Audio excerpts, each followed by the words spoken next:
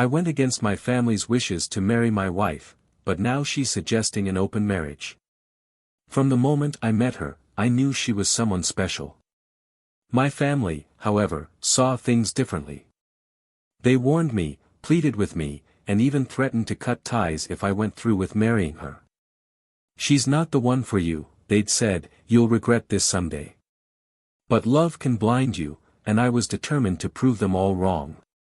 So, defying my family, I married her, convinced we'd build a life filled with love and loyalty.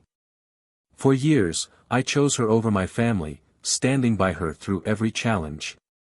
Even as my relationships with my parents and siblings grew distant, I told myself it was all worth it. I believed we were happy. I thought we were a team. There were times when I'd question my decision, like when my mother stopped calling or my sister excluded me from her children's birthday celebrations. But my wife would always reassure me. We have each other, she'd say, smiling as she wrapped her arms around me. For a while, that was enough. Everything changed one evening. It seemed like any other ordinary weeknight. We were in the living room, the soft hum of the TV in the background as I scrolled absent-mindedly on my phone. Then, she turned to me, her expression unusually serious. "I've been thinking," she began, her voice steady. "About us. About our marriage." I put my phone down, feeling a wave of unease. "Okay," I said cautiously, not sure where this was heading. She wasn't usually one for heavy conversations, so I braced myself. "I think we should try an open marriage," she said, as casually as if she were suggesting ordering takeout. At first, I thought I'd misheard her. "What?" I asked, my voice cracking. She didn't falter. "I think it might be good for us. You know, to explore ourselves, break out of the routine." "Explore ourselves?" I repeated, disbelief lacing my tone. "You mean sleeping with other people?" "It's not just about that," she said quickly. "It's about freedom, growth. I feel like we've been stuck lately, and maybe this is what we need to reignite things." The word reignite hit me like a slap. I hadn't realized she felt this way. Sure, life had become a routine, work, dinner, weekends spent running errands or watching movies.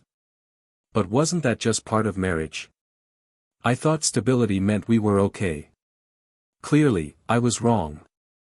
"Is this because of someone else?" I finally asked, my voice trembling. It was the only explanation that made sense to me. "No," she said, shaking her head. "This isn't about anyone specific. It's about us. I just feel like we've lost something, and maybe this is what we need to find it again." "I don't know what to say," I admitted after a long pause. "This isn't what I signed up for." "I'm not saying we have to do it right away," she said, reaching for my hand. I pulled away instinctively. "I just want you to think about it. That's all I'm asking." I nodded numbly, not because I agreed, but because I didn't know what else to do. My mind was spinning. How had it come to this? Was she really so unhappy that this felt like a solution? And worse, had I missed the signs? For the next few days, I couldn't stop replaying our conversation. It consumed me, tainting every interaction. When she smiled at me, I wondered if it was genuine. When she kissed me goodnight, I questioned if she was thinking of someone else. I felt like I was losing her, and I didn't know how to stop it. Finally, I realized I couldn't deal with this alone. I needed someone to talk to, someone who could help me make sense of it all. Against my better judgment, I called my sister. We hadn't been close since I got married, but she was family, and I didn't know who else to turn to. When she answered, her tone was cautious. "Hey, this is unexpected." "I know," I said quickly. I need to talk to someone." "Is everything okay?" she asked, her voice softening slightly. "No," I admitted. "It's about my wife." There was a pause, and I could almost hear her judgment forming. But to her credit, she didn't say anything harsh. Instead, she simply said, "Go on." I told her everything, the conversation, my wife's reasoning, my confusion, and her response was surprisingly measured. My sister listened quietly as I poured out my frustrations, confusion, and fears. I could hear her breathing on the other end of the line, waiting for me to finish. When I finally stopped talking, there was a long pause. "Well," she said, her tone careful, "first of all, I'm sorry you're going through this. It sounds complicated." "Complicated doesn't even begin to cover it," I replied bitterly. "I'm not going to say, 'I told you so,' if that's what you're worried about," she continued. "Honestly, I'm not sure anyone could have predicted this. But I do think you need to figure out what you want. Not what she wants, not what you think your marriage should look like, what you want." Her words hung in the air. What did I want? I hadn't even thought about that. I'd been so focused on trying to understand my wife's perspective that I hadn't considered my own.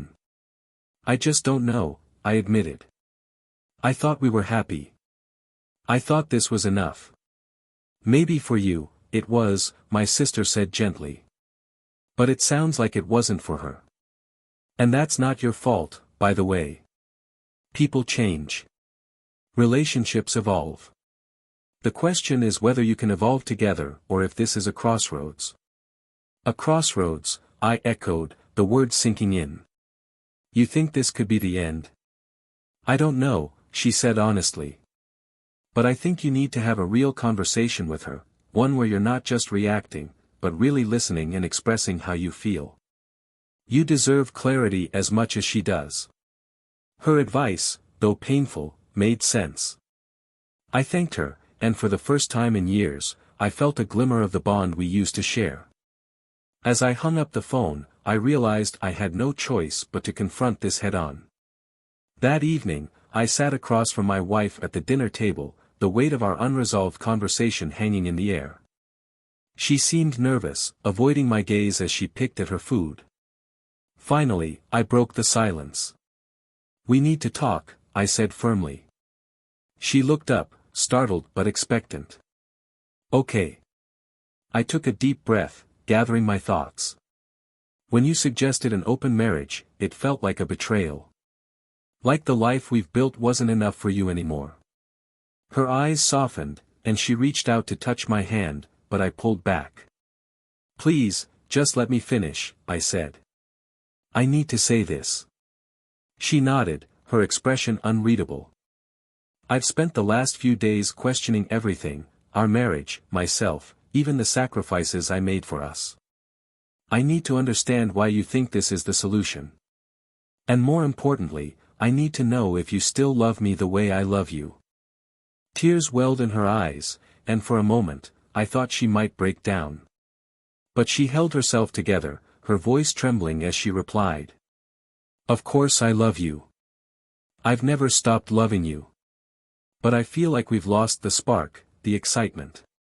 I thought maybe this could help us find it again. But at what cost?" I asked, my voice cracking. "Our trust. Our bond. I don't want a marriage where we're looking elsewhere for fulfillment. That's not what I signed up for. I don't want to lose you," she whispered, tears streaming down her face. I didn't know how to fix things." Her vulnerability caught me off guard. For the first time, I saw not a betrayal, but a cry for help, a desperate attempt to salvage what she feared was slipping away. "We can't fix this by breaking it further," I said softly. "If something's missing, we need to work on it together, not apart." She nodded, her sobs shaking her shoulders. "You're right. I'm so sorry. I never meant to hurt you." In that moment, I realized our marriage wasn't over, it was just at a breaking point. Whether we could rebuild it remained to be seen, but one thing was clear, we had to face it together. When I finished talking, the silence on the other end of the line stretched on for what felt like forever. Finally, my sister broke it. "Well," she began, her voice cautious, "I don't want to say, 'I told you so,' but—" "I don't need that right now," I interrupted, cutting her off mid-sentence.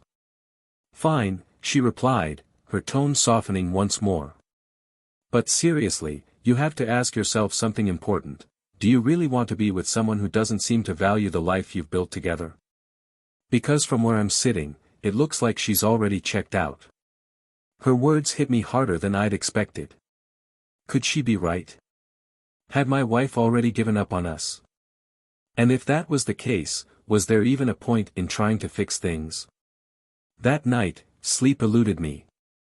I lay awake, replaying the conversation over and over in my mind, analyzing every word, every look, every subtle clue I might have missed. By the time morning arrived, I had made up my mind. I needed answers. I had to know if my wife was truly committed to saving our marriage or if this was just her way of easing into an exit strategy. Over breakfast, I decided to bring it up again. "I've been thinking about what you said," I began, trying to keep my voice steady. She glanced up from her coffee, her expression hard to read. And I need to know," I continued. "Are you unhappy?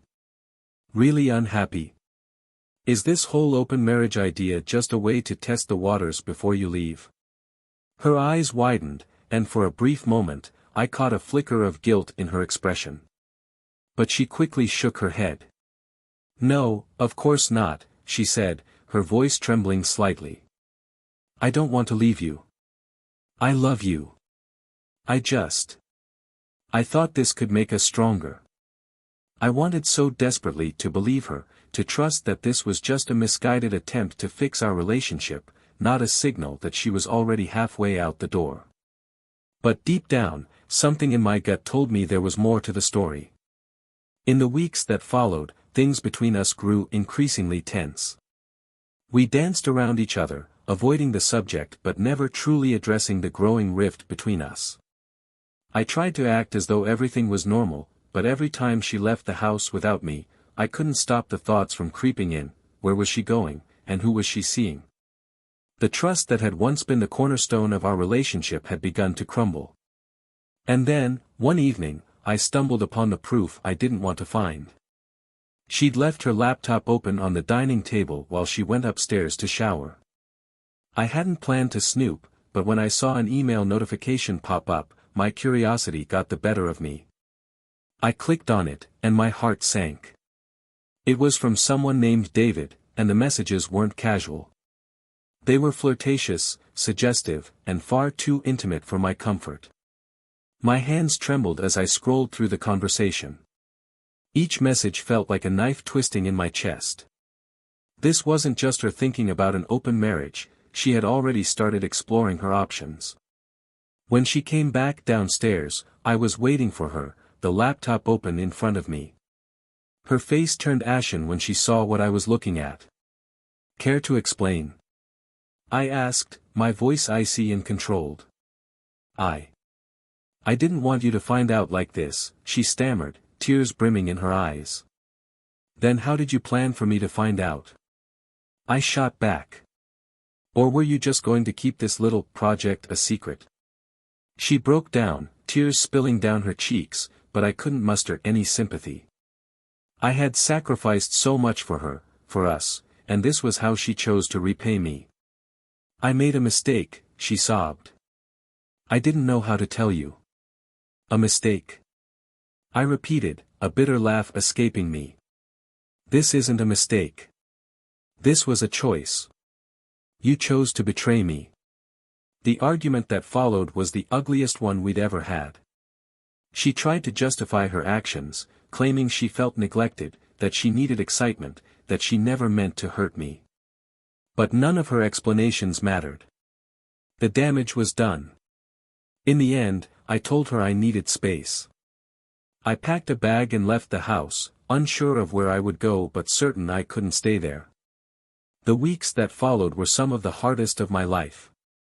I crashed on a friend's couch, grateful for his kindness and understanding ear. My family reached out hesitantly at first, but when they saw I was ready to talk, they welcomed me back with open arms. It was humbling to admit they'd been right all along, but it was also comforting to know they still cared. As for my wife, she called and texted me relentlessly, begging for another chance. But every time I thought about forgiving her, I remembered the look on her face when I confronted her, the guilt, the fear, but not the regret. She wasn't sorry for what she'd done. She was sorry she'd been caught. Eventually, I filed for divorce. It was the most difficult decision I've ever made, but also the most necessary. I realized I deserved better than someone who would take my love and loyalty for granted. Looking back, I can see all the red flags I ignored, the warnings I dismissed in the name of love. But I also see the strength it took to walk away, to rebuild my life from the ground up. It wasn't easy, but it was worth it. This is the story of how I learned to value myself again, even after losing everything I thought I wanted. It's a painful lesson, but one I wouldn't trade for anything. Because sometimes, losing someone else is the only way to truly find yourself.